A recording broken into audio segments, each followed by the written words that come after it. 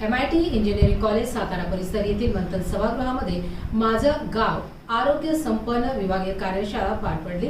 ग्रामीण भाग अधिक निरोगी, सक्षम आणि सशक्त बनवण्याच्या दृष्टीने हा उपक्रम प्रभावीपणे राबविण्यात येत असून आरोग्य, स्वच्छता, पोषण आणि जनजागृती यावर सखोल मार्गदर्शन या कार्यक्रमाअंतर्गत करण्यात आले। या कार्यक्रमास पालकमंत्री संजय शिरसाट यांनी उपस्थित राहत शासकीय वैद्यकीय महाविद्यालय व रुग्णालयास कशा प्रकारे बळ देण्यात येत आहे याबाबत देखील माहिती दिली। खात्यामध्ये राबवण्याचा प्रयत्न केला।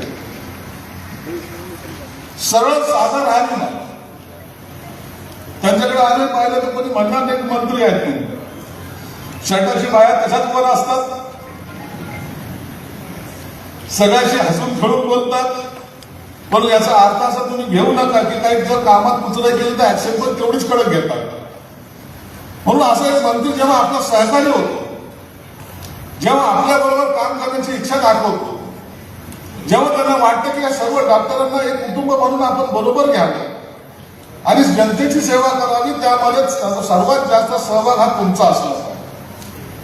मला हे काम करायचं, हे माझ्यासाठी करतोय, माझ्या गावासाठी करतोय, माझ्या जिल्ह्यासाठी करतोय, ही भावना आपल्यामध्ये आली पाहिजे। आंबेडकर साहेब तुम्हाला एक उदाहरण म्हणून सांगतो की आमच्याकडे घाटी दवाखाना, त्या दवाखान्याचं चर्चा ही पहिलं सर्व निगेटिव्ह व्हायची। काही झालं तर त्या घाटी दवाखान्यावर माती मारल्या जायची। तुम्हा सर्वांना कल्पना, करोनाच्या काळामध्ये जेव्हा 19 ते 21 दरम्यान पेशंट सिरियस झाला, अत्यंत लास्ट स्टेजला जर असला तर हे सर्व खासगी दवाखान्यामध्ये ते पेशंटला घाटीमध्ये किंवा सरकारी दवाखान्यामध्ये शिफ्ट करायचे, म्हणजे मृताचा आकडा त्यांच्या दवाखान्यातला कमी झाला पाहिजे। त्यांच्या रेकॉर्ड प्रमाणे आमच्याकडे पेशंट वारलाच नाही, जे वारले ते सरकारी दवाखान्यात गेले आणि त्या लोकांनी ट्रीटमेंट चांगली केली नसावी की काय, असा हे आपल्याला ठपका ठेवण्याचा सुद्धा अनेक हॉस्पिटलने प्रयत्न केला। परंतु आज ते हॉस्पिटल, घाटी हॉस्पिटल तुम्ही जर पाहिलं तर चांगल्या चांगल्या प्रायव्हेट हॉस्पिटलला लाजले अशा चांगल्या दर्जाचं हॉस्पिटल आज आपलं घाटी हॉस्पिटल आपलं झालं। निश्चित त्याला आपण मदत आहे की डीपीसी मधून गेल्या वर्षी 56 कोटी रुपये दिले, अद्यावत मशिनरी आणलेली आहे। कधी नव्हे पॅरालिसिसचा इलाज होत नाही असं म्हणतात, घरच्या कुटुंबातले सुद्धा सदस्य असले तर पॅरालिसिस एखाद्याला जर झाला, महिना 2 महिने थोडंसं इमानदारीने त्याची सेवा करतात, नंतर हा कधी जाईल असं सुद्धा प्रश्नचिन्ह त्यांच्या चेहऱ्यावर। त्याच्यासाठी एक आपण मशीन आणलेली, रोबोटिक मशीन आणलेली आहे। याच्या 14-15 तारखेला त्याचं उद्घाटन आपण करतोय। पॅरालिसिसचा इलाज सुद्धा घाटी हॉस्पिटलमध्ये होईल, त्यासाठी 15 कोटी रुपयाची आपण मशीन घेऊ। हे सर्व काम करत असताना आम्हाला अपेक्षित काय आहे, आम्हाला कोण पाहिजे, तर आम्हाला आमच्या बरोबरचे सहकारी। हे एकट्या दुकट्याचं काम नाहीये, हे तुम्ही सर्वजण जर तुम्ही बरोबर असता आणि एकजुटीने जर काम केलं तर सर्वात उत्तम डिपार्टमेंट हे आपलं आहे।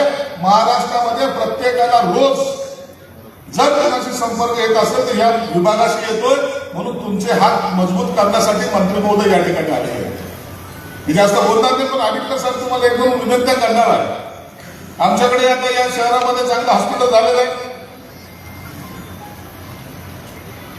जवळपास 189 कोटी रुपये आपण खर्च केले। काय होतं माहिती, आपल्याकडे काम करण्याची पद्धतच अशी झालेली, काम पूर्ण करायला जातात आणि शेवटच्या टप्प्यामध्ये ते थांबतात। आता या हॉस्पिटलचं काम जवळपास पूर्ण झालेलं, 95% काम पूर्ण झालेलं, 5% काम बाकी आहे आणि शासनाकडे काहीतरी 78 कोटी रुपये आहे।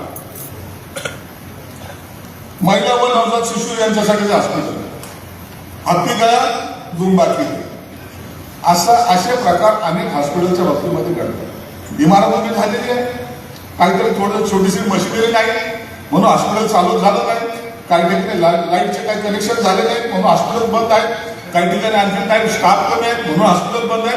या छोट्या छोट्या गोष्टीकडे सुद्धा आता आपल्याला लक्ष दिलं पाहिजे। मला तुम्हाला विनंती आहे, या टायमाला या हॉस्पिटल पूर्ण बिल्डिंग एवढी प्राईम लोकेशन मध्ये रेडी आहे।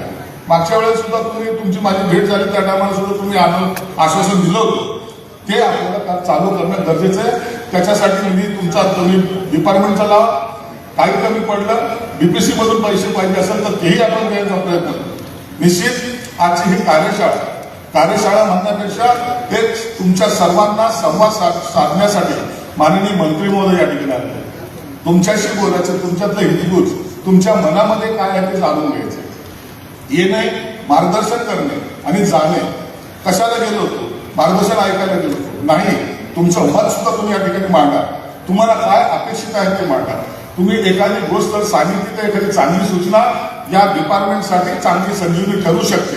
म्हणून तुमचे मत मांडायला सुद्धा मी पुन्हा विनंती करेन, त्यांना सुद्धा संधी द्या.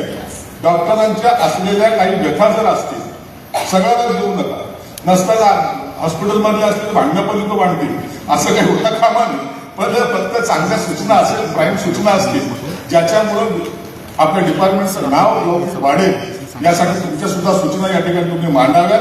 मी आंबेडकर साहेबांना एक विनंती करणार आहे की साहेब आता नाशिकला जायचे 11:30ची वेळ होती. पुन्हा आता तिथं पोहोचायला मिनिमम 1:30-2 तरी वाजतील.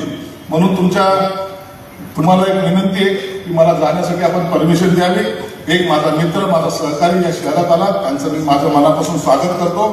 तुमचं डिपार्टमेंट नावारूपाला आणण्यासाठी आमच्या मराठवाड्यातला प्रत्येक डॉक्टर हा तुमच्या पाठीशी उभा आहे. ही खुणकाट आम्ही तुम्हाला खास आग्रहाने सांगतो. आमचे लोक काम करायला फक्त मागं पुढे पाहत नाही. आमचे डॉक्टर असो, आमचे नर्स असो, वार्डबॉय असो, कोणीही असो, काम करायला मागं पुढे पाहत नाही. त्यांच्या पाठीवर फक्त तुमच्या आशीर्वादाची थाप त्यांना द्या आणि त्यांना एक बळ द्या, एवढी विनंती करतो. या ठिकाणी थांबतो. धन्यवाद. जय हिंद, जय महाराष्ट्र.